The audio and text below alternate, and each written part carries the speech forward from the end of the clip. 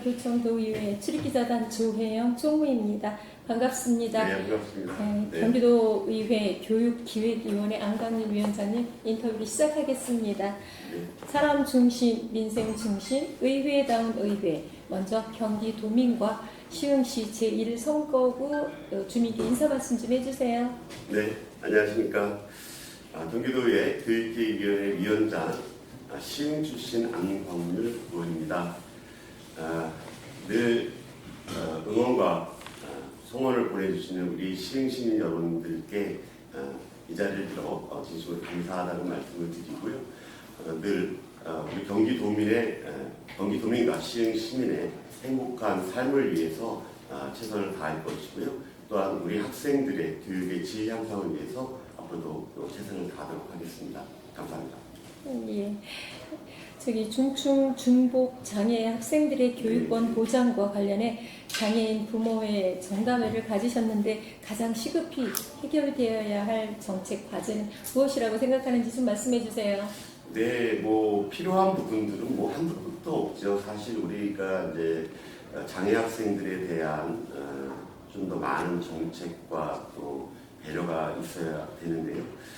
그래서도 이번에 이제 정담회를 통해서 이제 학부모님들께서 말씀하셨던 부분은 우리 학생들의 그 보조공학기기가 너무 부족하다.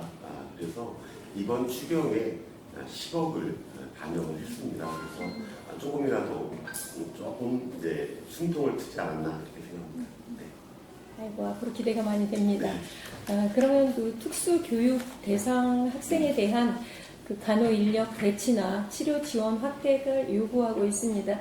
교육기획위원회에서는 교육기획위원회 차원에서 이를 제도하기 위해서 무슨 어떤 계획이 있으시면 좀 말씀해 주세요. 네, 이번 정례 때 저희 이인규 부위원장님께서 간호 인력 배치와 또 치료를 위해서 이런 조례를 제정을 했습니다. 그래서 조례를 바탕으로 해서 현장의 목소리를 좀 잘 듣고 내년도 본 예산에 좀 더 예산을 반영할 계획으로 있습니다.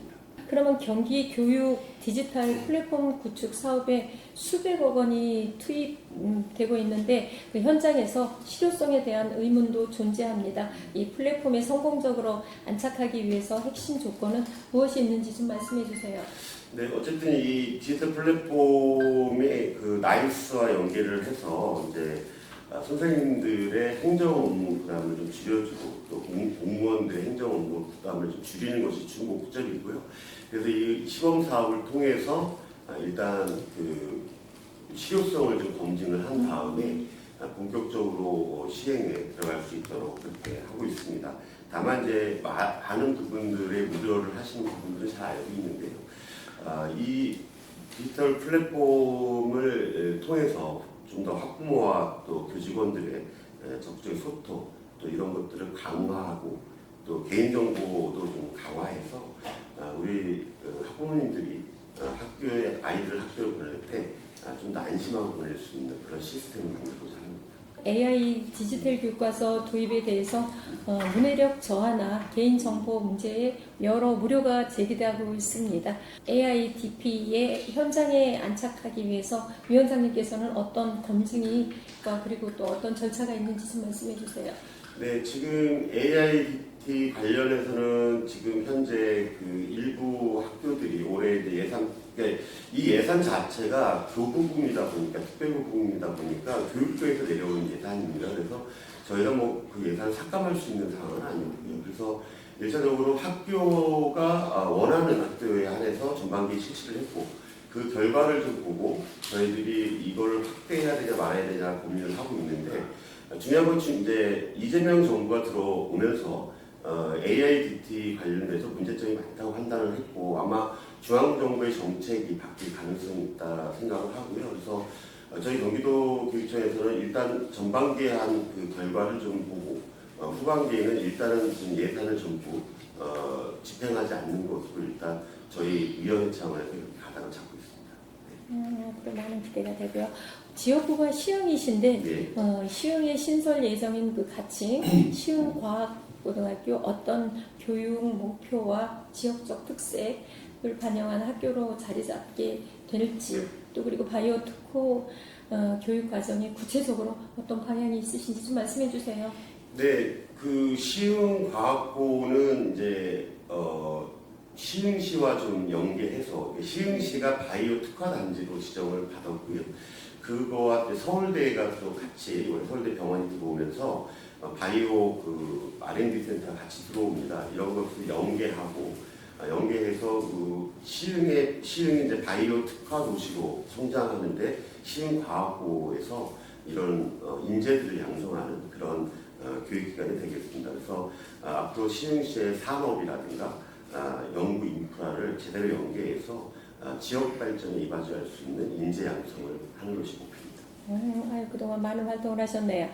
그럼 그 시흥시 그 어린이집 연합회와 정담회를 얼마 전에 하셨어요. 네. 외국인 아동 보육료 지원 형평성 문제와 운영난을 언급하셨는데 이에 대한 해법은 혹시 무엇이 있는지 좀 말씀해 주세요. 지금 이제 사실 이제 저희는 이제 지급을 해야 된다라는 입장인데 관계법이 아직 개정이 안 돼 있습니다. 그래서 이제 국회 교육위원님들과 좀 논의를 해서 법 개정을 통해서 저희가 좀 예산을 편성할 수 있는 기회를 좀 주려고 하고요.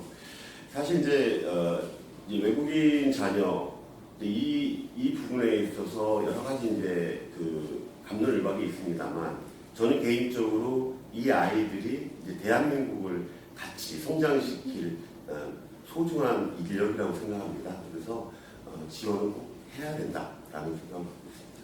그러면 그 유고 통합 정책 추진 과정에서 유치원과 어린이집 간의 급식비 차별 문제를 지적하셨습니다.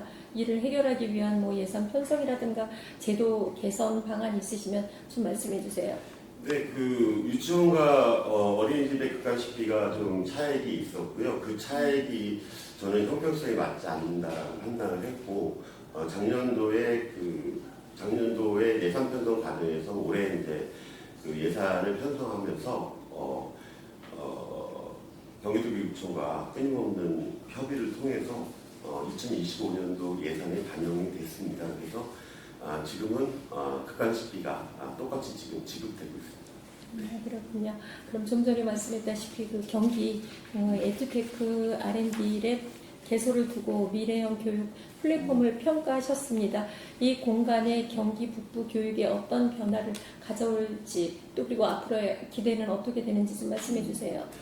경기 북부에 조성된 이제 에듀테크 R&D 랩은 이제 단순한 시설이 아니라 이제 미래 교육을 할 수 있는 실험장이라고 저는 생각합니다. 그래서 우리 북부가 어떻게 보면 좀 교육에서도 약간의 소외를 받는 그런 부분들이 많았었는데요. 이 계기를 통해서 좀 적극적으로 우리 북부의 아이들에게도 좀 미래 교육에 선도적으로 참여할 수 있도록 하는 좀 그런 중요한 공간이 아닌가 이렇게 생각합니다.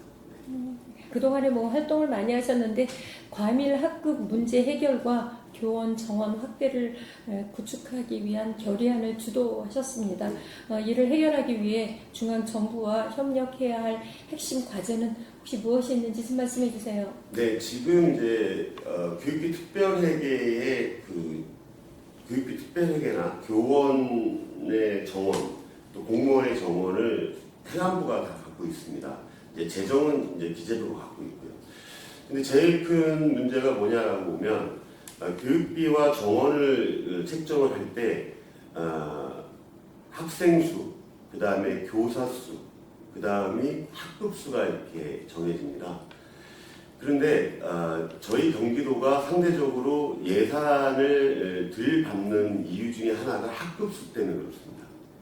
그러니까 학생 수와 교직원 수가 제일 많음에도 불구하고 학급 수를 이 산정 기준에 넣다 보니까 그 학급 수가 이제 지방이나 다른 지역이 학급 수를 줄여야 됨에도 불구하고 계속 유지를 함으로써 저희가 받아야 되는 교육비 특별회계를 덜 받고 있는 겁니다. 일종의 이런 겁니다. 서울시 같은 경우는 지금 극단 인원이 한 학급의 인원이 20명입니다. 저희는 지금 30명, 28명, 30명이거든요. 근데 학생 수를 저희와 똑같은 기준으로 정해준다면 학부 수가 줄겠죠. 그러면 선생님도 줄 것이고 또 거기에 들어가는 운영비나 이런 것들이 줄어들 겁니다. 근데 지금 그 서울시 교육청에서는 이거를 끝까지 고집을 하고 있는 거거든요. 그러면 큰 차원에서 대한민국 전체 차원에서 본다 그러면 저희 경기도 학생들은 역차별을 받고 있다는 겁니다. 좀 더 나은 교육의 예산을 가지고 좀 더 좋은 환경에서 또 양질의 교육을 받을 수 있는 권리를 우리는 좀 뺏기고 있다. 그래서 이 부분을 중앙정부에서 과감하게 정리를 해줘야 된다고 저는 생각합니다.